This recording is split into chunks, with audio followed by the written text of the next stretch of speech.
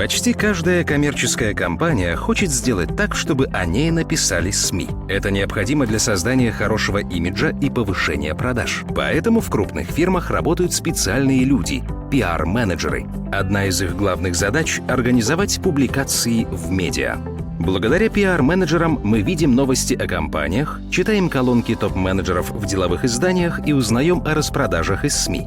Представьте на минуту, что вы пиарщик. Как сделать так, чтобы газеты написали о вашей компании? Есть два пути – платный и бесплатный. Начнем с самого сложного – попасть в СМИ бесплатно. Для этого компании организуют мероприятия, запускают акции и спецпроекты. Пиар-менеджер рассылает пресс-релизы в редакции и общается с журналистами. Зачастую это превращается в важные для читателей новости. Бывает, СМИ пишут о бизнесе без участия пиарщика. В хорошей компании работают высококлассные специалисты. Журналисты регулярно обращаются к этим людям за экспертным комментарием для статей. В тексте обязательно будет указана должность и название фирмы. Но иногда компания платит за размещение материала в СМИ. В итоге получается либо джинса, либо честная реклама. Словом, джинса в журналистике называется скрытая реклама, выдаваемая за объективный журналистский материал. Недобросовестный пиар-менеджер платит редакции за материал о компании, но читатели об этом не знают. Проплаченный материал выдается за обычный журналистский текст. Распознать джинсу довольно просто. Во-первых, статья или новость со скрытой рекламой может быть посвящена только одной компании, других брендов там не будет. Второе, бесплатно этот материал разместить не получится и придется заплатить, поскольку важной и интересной для читателя информации здесь нет.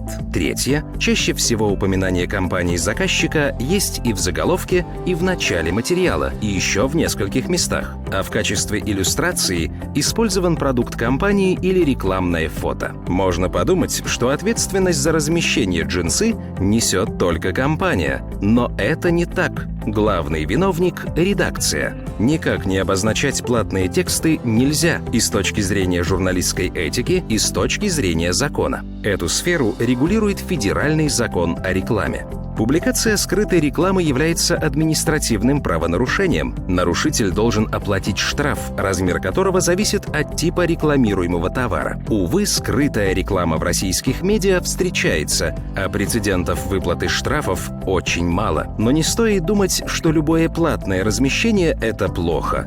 Если редакция честно написала, что материал рекламный, все в порядке. Кроме того, существует нативная реклама. С одной стороны, вы знаете, что текст рекламный. С другой, материал выглядит так, будто редакция сделала его по собственной инициативе. Можно сказать, что нативная реклама прикидывается обычным редакционным контентом. Она даже привязана к инфоповоду. Это может быть и серьезный текст о ситуации на рынке труда, а может быть и забавный текст или игра. Главное, рекламодатель стоит на фоне материала и не вмешивается в работу журналистов.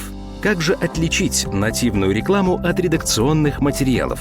Напомним, добросовестное издание должно маркировать все рекламные материалы. У спонсорского контента, будь то прямая или нативная реклама, должно быть заметное обозначение. Чаще всего СМИ ставят бирку или тег «реклама». Однако нативную рекламу все чаще обозначают бирками «партнерский» или «спонсорский материал». Иногда используют формулировку «материал подготовлен совместно с такой-то компанией».